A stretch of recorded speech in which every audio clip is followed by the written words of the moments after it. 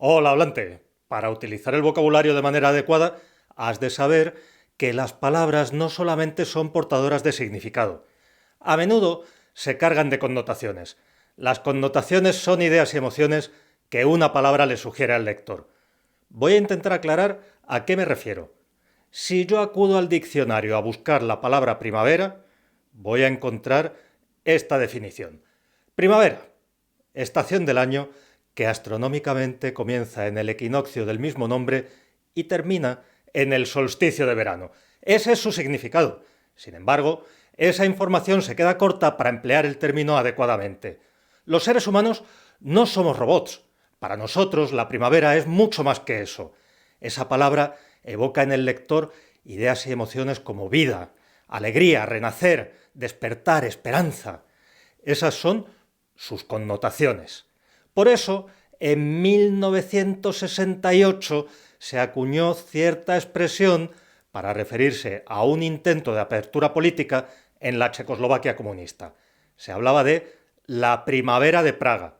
La primavera de Praga empezó en pleno invierno y acabó bien entrado el verano. La denominación no es cronológica.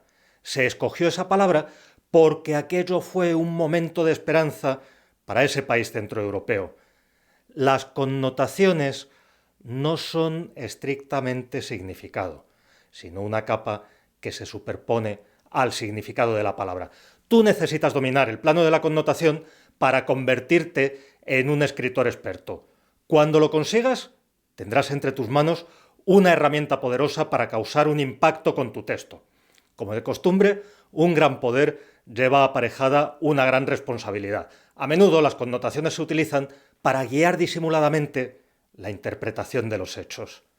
En casos extremos pueden rayar en lo tendencioso y manipulador. Por ejemplo, hay dos expresiones que se utilizan a menudo para inducir una interpretación positiva o negativa, según el caso, y esto sin necesidad de entrar en las virtudes o defectos de cierta realidad. Las expresiones en cuestión son cultura de y mentalidad de. La expresión cultura de arroja una luz positiva sobre cualquier práctica o actitud. Ese efecto se consigue gracias al prestigio de la palabra cultura, que contagia positivamente todo lo que toca. Por ejemplo, yo puedo decir, en España existe una cultura de la propiedad. Afirmaciones como esta, de hecho, se utilizan frecuentemente en mi país para justificar y apoyar la práctica de comprar piso. Esa operación inmobiliaria se presenta casi como algo consustancial con la identidad y con el estilo de vida de una nación. Así se evita entrar en el debate sobre las ventajas e inconvenientes de comprar o de alquilar en cada etapa de la vida, en cada ciudad, según las circunstancias de la economía, etc. En cambio, con la expresión mentalidad de, le puedo dar la vuelta inmediatamente al mismo estado de cosas. Yo puedo decir, en España predomina la mentalidad del pisito. Ahora el hecho de comprar un piso se presenta como algo que limita. Es una forma irreflexiva de actuar por pura costumbre, de hacer las cosas sin valorar alternativas. La clave está en que mentalidad encierra connotaciones fuertemente negativas. Esa palabra basta para teñir de negro la realidad de la que estamos hablando. Las connotaciones se explotan a menudo en el discurso político y en las noticias. Es una forma de inducir en el lector la interpretación que le interesa a quien escribe. Te voy a dar un ejemplo que he adaptado de un diario. Este estudio de Washington ha despertado malestar en Panamá. La palabra malestar implica que alguien está obrando indebidamente. Esa es una acción reprochable que despierta una emoción negativa en quien se ve injustamente maltratado. El malestar es simplemente el reflejo de una actuación reprobable que se ha producido en primer lugar. Esa forma de redactar le dice al lector quiénes son los buenos y quiénes son los malos, y lo consigue sin necesidad de entrar en el fondo del asunto. El ejemplo está dando a entender de manera disimulada que el gobierno de Estados Unidos ha cometido un atropello. Parece que informa, pero en realidad genera opinión. Voy a sacar aquí otro ejemplo que es típico de textos periodísticos. Los agentes inmobiliarios alertan de que el alquiler está dejando de ser rentable para los propietarios. El verbo alertar implica que hay un peligro inminente, que nos enfrentamos a una situación que requiere medidas urgentes. El ejemplo está describiendo un estado de cosas que perjudica los intereses de propietarios e inmobiliarias, pero no lo presenta así, sino que lo convierte en un riesgo para la sociedad en su conjunto. Por supuesto, los propietarios tienen sus ideas sobre cómo deben funcionar los alquileres. No obstante, yo me imagino que los inquilinos también podrían aportar su propia perspectiva si alguien se molestara en preguntar. La connotación se introduce ahí precisamente para que nadie pregunte. Hay dos partes diferentes aquí. Están por un lado los propietarios y por otro los inquilinos. Cada parte tiene sus propias necesidades e intereses. Y lo que se consigue es dar por zanjado el debate antes de que comience. Hasta aquí he analizado casos en que las connotaciones se aprovechan para llevar el agua al molino de quien escribe. Esto tiene sus implicaciones éticas, pero reconocerás que los autores de los ejemplos saben lo que hacen.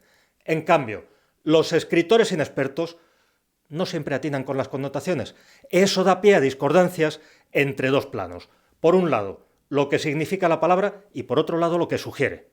Es lo que ocurre en este ejemplo. Las ayudas por la crisis energética han empezado a retirarse, pero las que afectan a este sector continuarán. Una ayuda económica es un beneficio.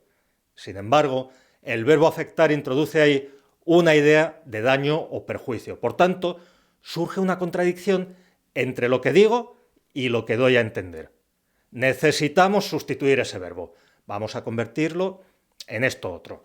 Las ayudas que apoyan a este sector continuarán. O también podría decir las ayudas que favorecen, las ayudas que benefician.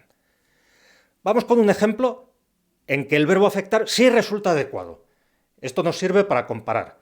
La sequía está afectando a la cosecha de aceituna. Ahora sí que hay una armonía entre la idea de daño de la palabra sequía y las connotaciones negativas del verbo afectar. Vamos a observar ahora un caso de signo contrario. Esta expresión encierra connotaciones positivas. Fruto de. En sentido figurado, fruto de indica que algo surge como resultado de otra cosa. Por ejemplo, el Tratado de Paz es fruto de las gestiones de un pequeño país. En el ejemplo, fruto de implica la idea de resultado beneficioso y deseable. De hecho, en el mundo un fruto es un alimento apetecible, jugoso, saludable. Los frutos que crecen en las plantas poseen un aspecto positivo que se traslada a los usos figurados de la palabra fruto. Por eso, no conviene emplear fruto de para referirse a consecuencias negativas. Precisamente ese es el problema que aqueja al siguiente ejemplo, que adapto de unas declaraciones políticas. El accidente es fruto de la absoluta falta de planificación y del descontrol municipal. Vamos a mejorarlo, que de eso se trata. El accidente es consecuencia de la falta de planificación. En definitiva, me interesa que recuerdes lo siguiente. Más allá del significado, las palabras pueden sugerir contenidos que se sitúan en el plano de las actitudes, las emociones, las perspectivas, los prejuicios, los valores sociales, etc. Tú puedes explotar esas connotaciones en tus textos. Gracias a ellas conseguirás resultados de lo más diverso que idealmente serán compatibles con la ética. Por eso, debes revisar tus textos con detenimiento para asegurarte de que las connotaciones de tu vocabulario resultan adecuadas al contexto y a tu intención. Cuéntame en los comentarios cuáles son los retos que te plantean a ti las connotaciones. ¡Hasta pronto! ¡Hablante!